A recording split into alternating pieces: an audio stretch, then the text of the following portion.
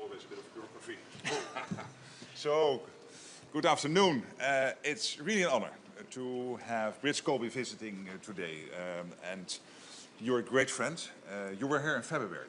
And then we discussed the absolute need for Europe to step up, and Canada to step up in NATO, and to have a more honest and a more equitable sharing of what you're doing within NATO with the United States. You coined the phrase NATO 3.0.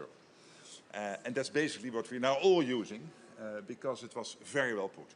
It is a stronger Europe and a stronger Canada in a stronger NATO. And it is happening. When you look at the moment, in 2025, $139 billion extra spent on defense by the Canadians and the Europeans compared to the years before. And it is still continuing, and there's still much more to be done. We will get there. When you look at the capabilities, the same good news story. And when it comes to the leadership positions within NATO, the same is happening. Then we had a visit in June of Secretary Hegseth, and he said, hey, listen, we constantly have to look at what is the best footprint for the US in Europe given the security environment. And he said, we will consult with our allies. This is exactly what you have been doing over the last couple of months. Today is also evidence of that. You being here at the meeting with the ambassadors, also consulting on this, discussing with allies what is the best way forward. So thank you for that. Thank you for your leadership and for being such an incredible friend. Well, thank you, sir. Thanks. Thank you very much, Mr. Secretary General. And I think the spirit is exactly the same spirit that we're pursuing this review in. And I just want to start out by thanking the Secretary General on behalf of our government as a tremendous friend to our government, but more importantly, I think in this context, for the alliance, exactly the spirit that I think we've all been pushing for.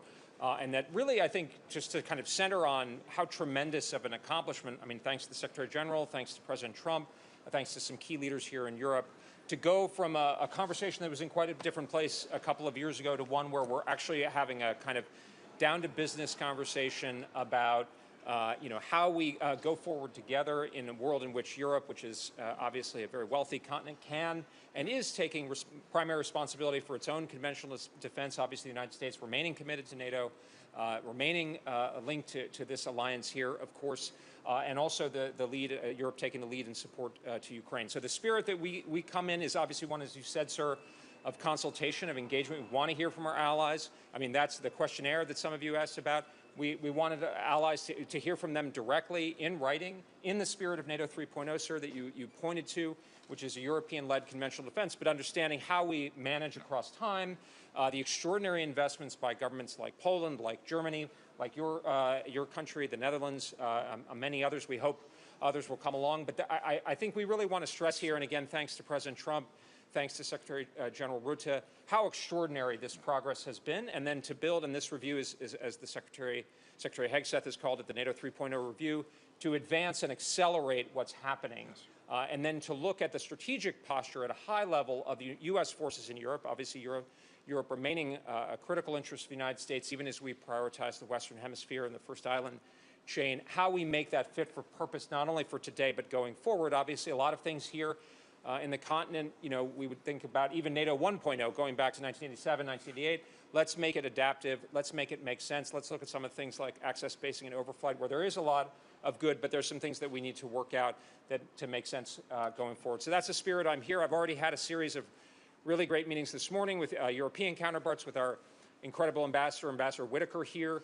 I had the opportunity on Tuesday to visit U.S.-European Command with General Grinkovich. That was a great working session. And then yesterday to hear from the SHAPE staff, Supreme Headquarters, Allied Powers Europe. So it's been a tremendous visit. And again, sir, really thanks to you for your leadership. Thanks for your hospitality here today. Thanks for your leadership. Great. Okay. Thanks. Thank you. And now we will have lunch.